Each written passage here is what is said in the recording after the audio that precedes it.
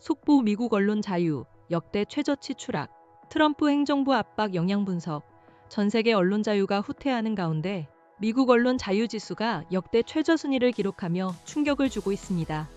국경 없는 기자회, RSF가 발표한 2026년 세계 언론 자유 지수에서 미국은 180개국 중 64위로 전년 대비 7계단 하락했습니다.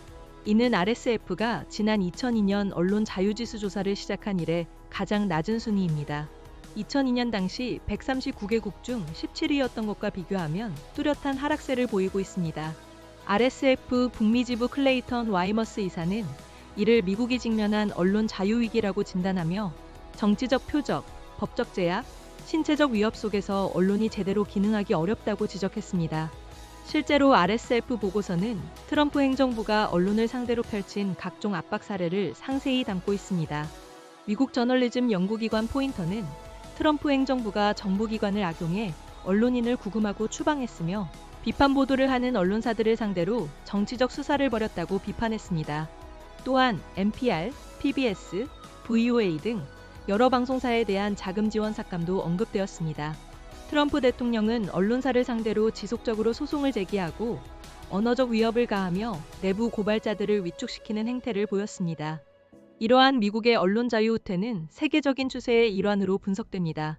180개국 중 절반 이상이 나쁨 또는 매우 나쁨으로 분류되었으며 전 세계의 절반 이상이 부정적 지표를 보인 것은 2002년 이후 처음입니다.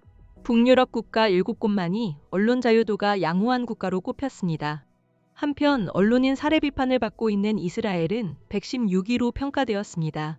RSF 보고서는 2023년 10월 이후 가자 지구에서 220명 이상의 언론인이 사망했으며 최소 70명은 취재 활동 중 살해되었다고 밝혔습니다. 이 외에도 인도, 이집트, 조지아, 터키, 홍콩 등 여러 나라가 국가 차원에서 언론을 탄압하는 국가로 지목되었습니다. RSF는 취재 활동에 대한 공격이 더욱 교묘해지고 있으며 권위주의, 무능한 정치 세력, 약탈적인 경제 주체, 규제가 미흡한 온라인 플랫폼 등이 이러한 언론 자유 후퇴의 원인이라고 지적했습니다. 이상 뉴스 방송 사명이었습니다.